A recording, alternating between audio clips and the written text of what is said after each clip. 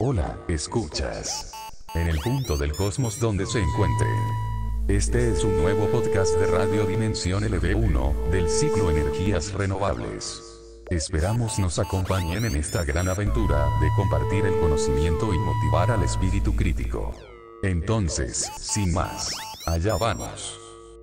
Hola a todos los escuchas, soy Leticia y hoy en este nuevo podcast vamos a hacer un acercamiento a la energía eólica, así que sin más, allá vamos. Entonces, si vamos a hablar de energía eólica, tenemos que hablar de los vientos. Entonces, veamos primeramente cómo se producen los vientos. Diremos que los vientos son movimientos de aire o corrientes convectivas. Y ustedes me dirán, sí, pero eso todos lo conocemos, ¿no? Entonces, para ahondar un poquito más, comentaremos cómo se originan. Por tanto, agregamos que se originan por el calentamiento diferencial producido en distintos puntos geográficos y que está provocado debido a que estos puntos geográficos reciben cantidades diferentes de radiación solar. En los lugares en que alcanzan las mayores temperaturas, y esto es debido a que reciben mayor cantidad de radiación, el aire que está en contacto con la Tierra o con el mar se calienta más y entonces como consecuencia se expande y al hacerlo su densidad disminuye y por tanto se eleva dejando un vacío que es ocupado por masas de aire más frío. Este aire frío proveniente de zonas en las cuales reciben menor cantidad de radiación solar y alcanzan entonces menores temperaturas, por lo que el aire en contacto con ellas se expande menos que en las anteriores y al tener mayor densidad se traslada por las capas bajas de la atmósfera hasta ocupar el lugar que ha dejado libre el aire caliente que ha ascendido. Por todo lo dicho, entonces podremos afirmar que la energía eólica es energía solar que se almacena en la atmósfera en forma de calor y que se ha distribuido de una manera no homogénea. Gracias a esto se ponen en marcha las corrientes convectivas. Por lo tanto, podemos considerar a la energía eólica como una energía solar indirecta. La humanidad ha aprovechado la energía eólica desde hace muchos años, ya sea para moler grano, bombear agua, para riego, navegación a vela, etc. Sin embargo, desde finales del siglo XIX se han venido haciendo intentos de generar electricidad a partir de la energía eólica. Un dato importante de entender en este tipo de energía es que la energía disponible en el viento varía con el cubo de la velocidad del viento, es decir, es directamente proporcional al cubo de la velocidad del viento. Y esto es fundamental para la comprensión de las características del recurso eólico en todos los aspectos de la explotación de la energía eólica, desde la identificación de los sitios adecuados para colocar las turbinas y las predicciones de la viabilidad económica de los proyectos de parques eólicos hasta el diseño de los aerogeneradores y comprender su efecto en las redes de distribución de electricidad y en los consumidores. Desde el punto de vista de la energía eólica, la característica más llamativa del recurso eólico es su variabilidad. Es decir, el viento no es constante, el viento es muy variable, tanto geográfica como temporalmente. Además, esta variabilidad persiste en una amplia gama de escalas, tanto en el espacio como en el tiempo. La importancia de esto se amplifica por la relación cúbica de la que hablamos con la energía disponible. Es decir, si varía tanto la energía con la que vamos a poder disponer, la potencia de salida del aerogenerador va a variar también. Y es eso una de las características más importantes de este tipo de energía. A gran escala, la variabilidad espacial describe el hecho de que hay muchas regiones climáticas diferentes en el mundo, algunas con mucho más vientos que otras. Estas regiones están determinadas en gran medida por la latitud, pues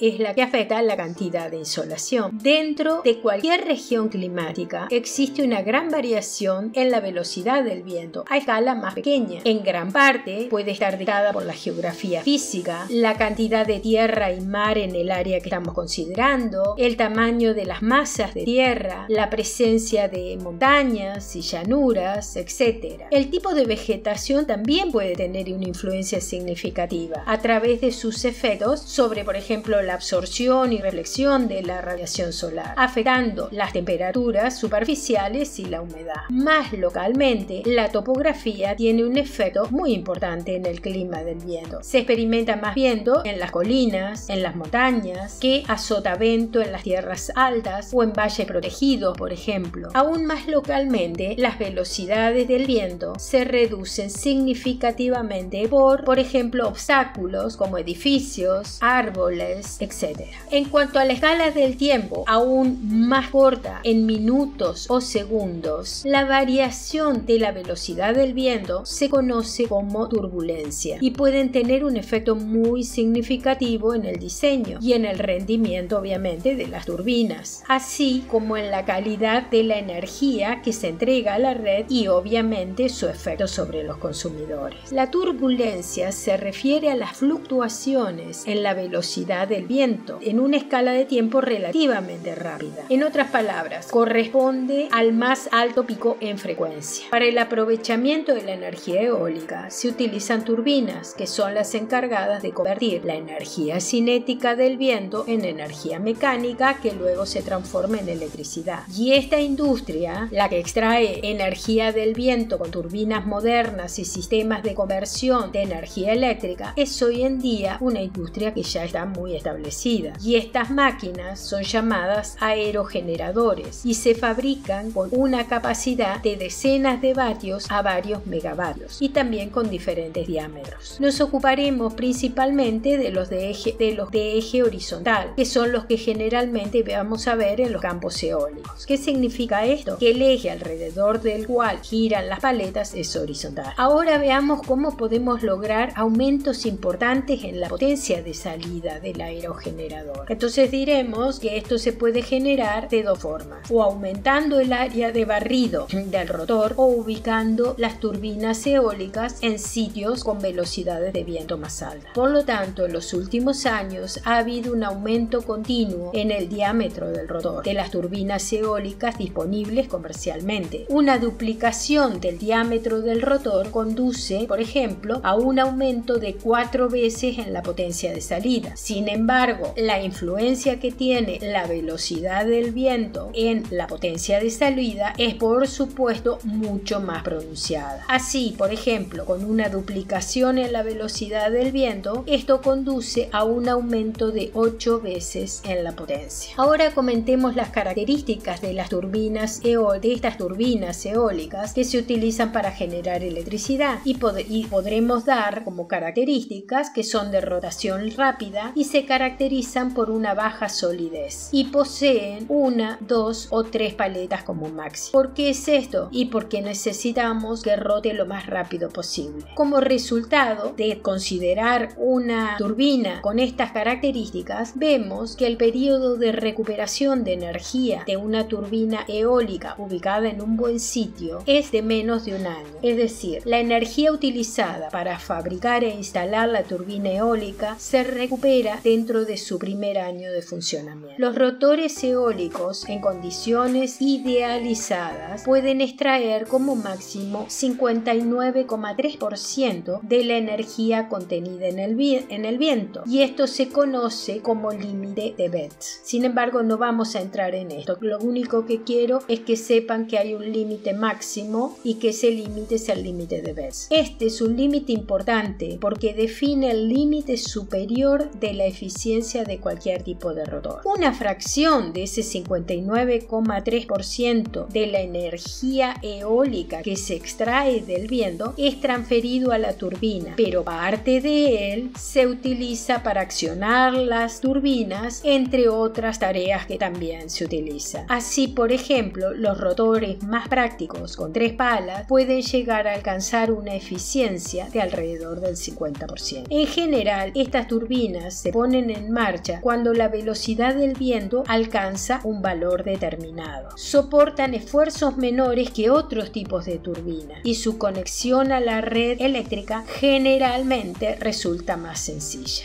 Las paletas que forman parte del rotor pueden estar situadas en la parte delantera y se denominan barlovento, o en la parte trasera y se las denomina sotavento. Una característica de estas turbinas a eje horizontal es que utilizan los vientos horizontales. ¿Cuál es la desventaja? Que estos vientos horizontales pueden cambiar con frecuencia de la orientación, por lo que para conseguir que el plano de giro sea siempre perpendicular a la dirección del viento, con lo cual nos daría una potencia óptima de salida, estas turbinas suelen estar dotadas de un mecanismo de virado, movido por motores eléctricos, es decir, un sistema de control de la orientación, que les permite orientarse según la dirección del viento sin provocar oscilaciones. Pero ahora también les voy a comentar que también existen turbinas de eje vertical. Las turbinas de eje vertical suelen denominarse con el acrónimo VAWT, que viene de Vertical Axis Wind Turbines. Veamos que el eje de estas aeroturbinas situado verticalmente les permite reaccionar a vientos procedentes de cualquier dirección, sin necesidad de tener que ser reorientadas. Esta sería una ventaja, pero sin embargo estas máquinas presentan un menor rendimiento que las de eje horizontal. Y aparte de eso, se producen fallos debido a la fatiga de los materiales, ya que se producen resonancias en su estructura. Por ello todavía no se utilizan mucho en los parques eólicos. Ahora veamos cómo estimar la potencia y la energía que se puede extraer de las turbinas eólicas. ¿Qué cosas hay que tener en cuenta? Entonces, antes de instalar cualquier dispositivo que proporcione energía renovable, es preciso evaluar la cantidad de flujo energético disponible en el lugar de la instalación durante un intervalo de tiempo suficientemente prolongado como para justificar la inversión. Esto es especialmente válido para el caso de la energía eólica, cuya principal desventaja, como vimos, es la variabilidad de los vientos. Antes de desarrollar un proyecto de parque eólico en un determinado lugar, hay que conocer, por ejemplo, el tipo de vientos que predominan en él, si existe una estación más ventosa, si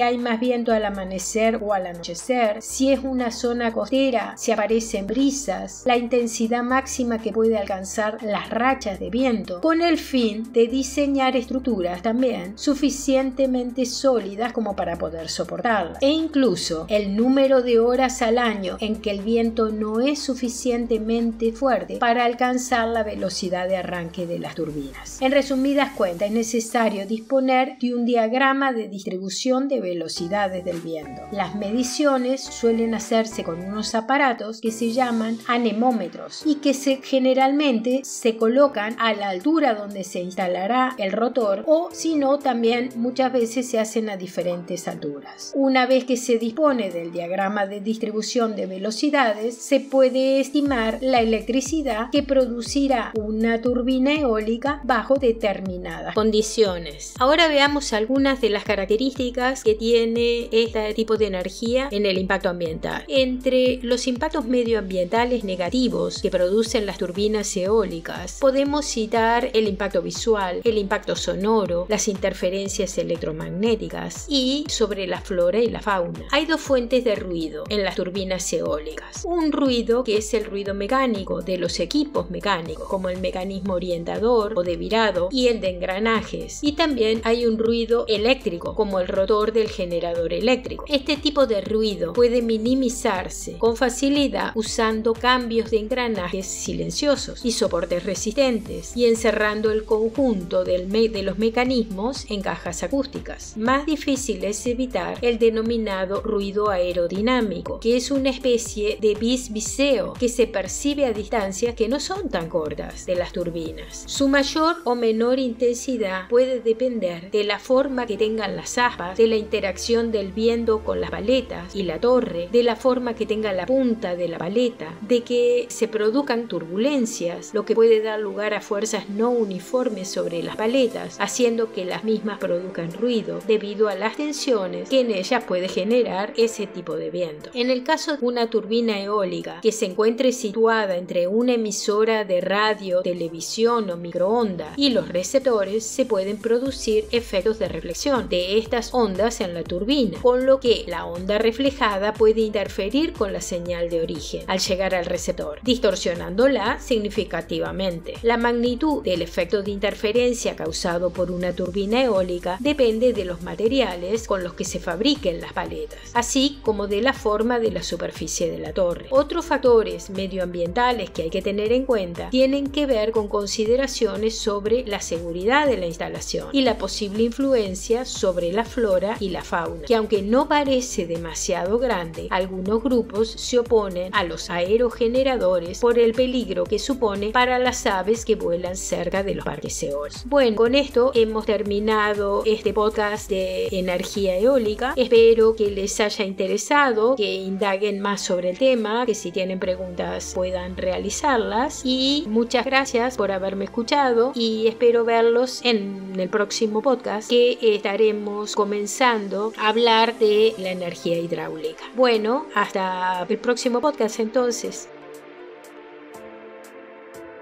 Gracias por compartir con nosotros estos encuentros semanales. Les recordamos que en nuestro blog radiodimensionlv1.wordpress.com/home pueden encontrar más información. Los esperamos en nuestro próximo podcast.